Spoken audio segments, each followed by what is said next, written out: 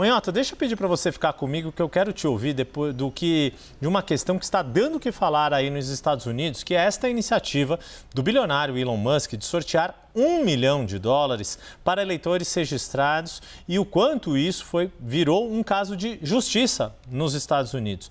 A promotoria acusa o CEO de criar um esquema de loteria ilegal. Esse caso foi paralisado hoje por um juiz do estado da Pensilvânia, enquanto a defesa de Musk tenta transferir esse julgamento para uma corte federal.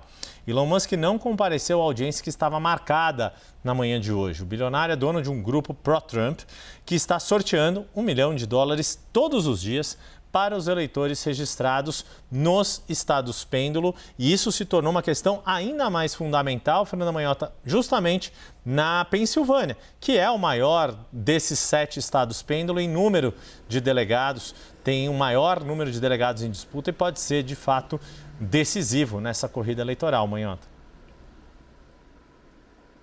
Sem dúvida, Yuri. Esse caso do Elon Musk tem, de fato, suscitado por aqui uma discussão que vai parar nesse chamado limbo jurídico. Afinal de contas, vai depender de uma série de interpretações. Lembrando que nos Estados Unidos, as leis são feitas por estados e, portanto, há uma série de particularidades em cada um dos casos e das apreciações que se possa fazer. O lado democrata e os críticos, aos apoiadores de Trump, vão acusar Elon Musk, como você bem disse, de estar se beneficiando de maneira indevida dos seus recursos para tentar afetar o resultado eleitoral. Então, a ideia de loteria ilegal, como você falou. Do outro lado, claro, os apoiadores vão dizer que isso é um mecanismo que compete a ele como indivíduo e que ele, portanto, pode lançar mão desse recurso tanto quanto ele queira. Então, isso está agora nesse campo da discussão jurídica. Agora, é importante, viu, Yuri, dizer que talvez mais do que a questão jurídica, interesse pensar duas coisas.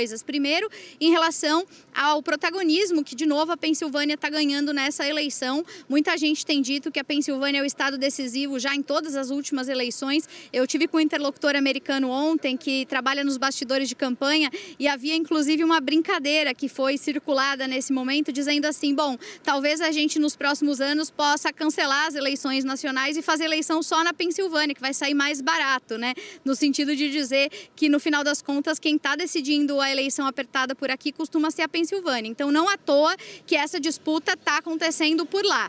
Nos cálculos estratégicos, matemáticos das duas campanhas, o cenário ideal é levar a Pensilvânia e mais 1 ou 2 estados, como a gente já projetou por aqui. Se alguém perder a Pensilvânia, esse candidato que perde a Pensilvânia precisa, por consequência, conquistar praticamente todos os outros colégios eleitorais, os outros 6. E isso torna, evidentemente, a disputa mais difícil, mais acirrada. Então, a Pensilvânia está no foco pela disputa jurídica, que nesse caso do Elon Musk suscita, mas também porque é naquele espaço, dentro daquele meio de colégio eleitoral, que realmente pode ser que a decisão fique concentrada.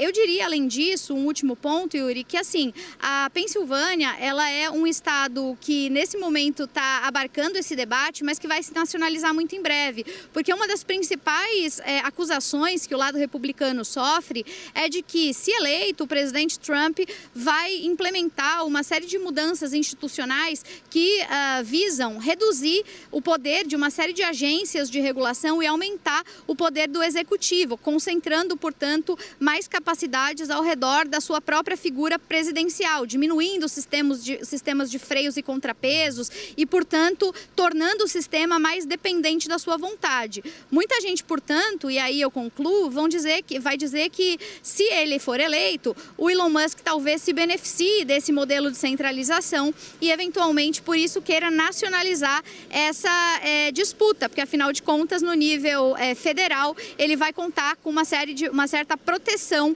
do seu padrinho, que é o Donald Trump. Então, estamos aqui diante de uma discussão mais aprofundada do que só o próprio Elon Musk, viu, Yuri? Sem dúvida alguma, O quanto muito do arranjo institucional aí da democracia americana está em jogo nessas eleições. E, Fernanda Manhota, eu não vou resistir à piada, já que você falou que a Pensilvânia pode ser esse estado que é preditor das eleições americanas, é o equivalente ao nosso estado de Minas Gerais, O que eles já têm em comum é que ambos falam uai.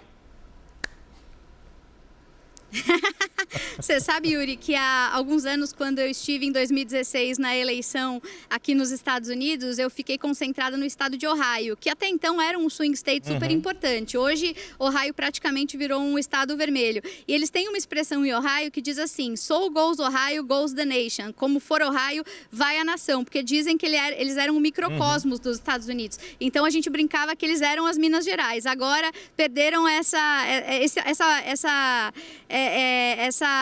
honra. Característica. Agora a Pensilvânia roubou esse lugar. Roubou esse lugar, Yuri. É isso, que honra para o estado da Pensilvânia ser comparada às belas Minas Gerais. Fernanda Manhota, muito obrigado mais uma vez. Um bom dia para você aí. Em outro canto, a gente vai conhecendo os lugares relevantes de Washington, D.C., nas entradas aqui de Fernanda Manhota. E, claro, a gente vai conhecendo muito, mas muito profundamente tudo que está em jogo nessas emocionantes eleições americanas. Um bom trabalho, Fernanda Manhota. Até amanhã.